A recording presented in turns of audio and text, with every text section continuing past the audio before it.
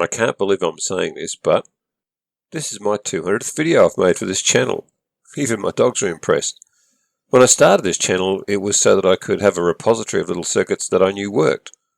Hence the tagline, "That's the circuit working." I'm surprised and humbled that people tune in to watch me and ah through the backwaters of my mind as I put together these little projects.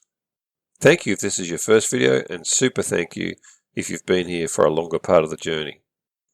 To celebrate the milestone, or millstone if you like, this video will be a quick recap of my top 5 favourite projects. I hope you enjoy the recap. Thanks for dropping by. Number 1. My top project is the rowing clock. I love this project because it solves a problem which I had in real life. It involves 3D printing, electronics, some nifty code. The whole thing works and is usable and still usable. It was a combination of a lot of different things which brought this project to life.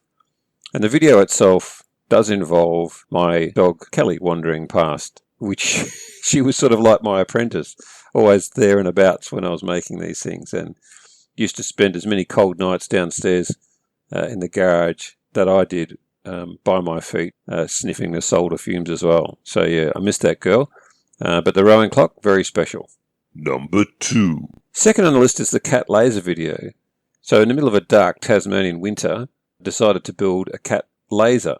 So it's like a toy, and it involves a couple of servo motors. It's driven by a pretty anemic A-Tiny 85. So like the rowing clock, it was great that it contained elements of 3D printing and some electronics, some coding, and the result was instantly used and is still usable by the cats. I love that project.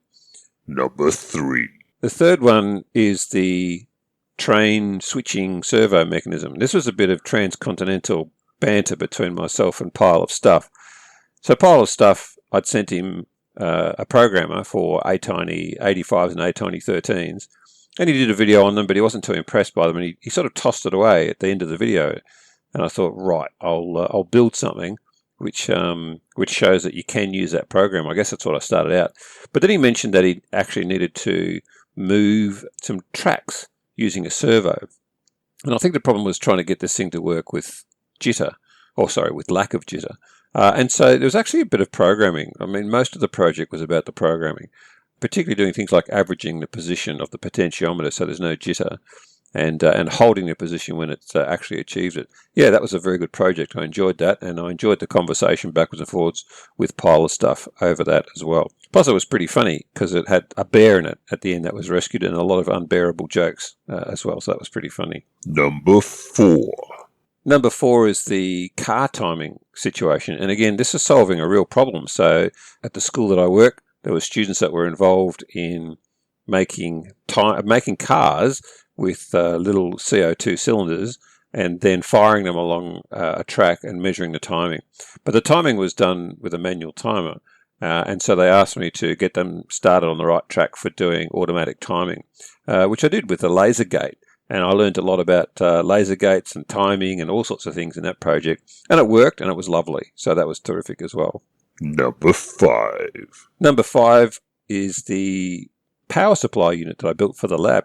So I'd been needing a power supply unit, and I looked at what was available online, and a normal person would have bought that, and in hindsight probably should have. But oh boy, the process. I think there's 5 videos which cover the theory and then the building. And again, there was some 3D printing stuff. There was some electronics to do with pumping out the voltage from a buck boost converter to a linear voltage converter to sort of smooth it out. And there was some lighting stuff as well, and some switching. It was just a lovely, lovely project. And after a long period of time, 5 videos, it actually works. And not only that, almost every single time that I go down to the lab now to do some stuff, I use that power supply unit. Pumps out any voltage you want from the buck boost converter, but it pumps out specifically 3.3 volts, 5 volts, and 12 volts using LM338s. So that's really, really good. Honourable mention. And it's a shame that I have to limit it to 5, so I'll just do an honourable mention for a couple more. there was a series of projects or a series of videos that I did about a project involving a Padauk programmer, and that is taking an obscure chip, the PFS 154, and actually building a programmer around it. Now, I didn't do any of the design work. It took a lot of problem solving, and I learned a lot about soldering at that level before I was able to finally get a Padauk programmer to work. The first one that worked, I was so overjoyed. I actually did it with a cheap, like $30 oven, and so it was done inside that oven, and that worked. So I baked it. It worked really well, and I'm still very pleased with that. And now I have Padauk programmers, and I build a lot of my projects now around the Padauk PFS 154, and its sort of anemic younger cousin, which is the PMS 150C, the so-called famous 3-cent chip. So that's really good as well. And another honourable mention, any video that I've done with the ESP8266, because I really, really love that little guy. The ESP01S in particular, I've sort of honed in on what a lot of power that thing packs into it. And if you want more power, you can desolder the EEPROM chip and solder a new one on, get 4 megabytes of flash. I guess if I had to pick a particular project that I enjoyed, it'd probably be the Wi-Fi extender. So the reason I like that is because people spend, locally here, maybe $80 or $100 on a Wi-Fi extender. You can buy one direct from China in a plastic box for probably maybe $20, $15, something like that. But I made this with ESP8266s, and the cost price was around $1.50. So that's pretty good. And I learned so much. That is the top 5 and a couple of honourable mentions in the first 200 videos. I hope you've enjoyed the ride. I'll put all the links for each of these videos down in the description.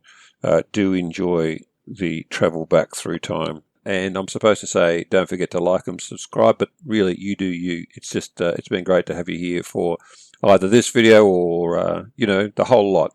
And I guess that is the circuit working for this week. That's the tagline, and we'll see you next time.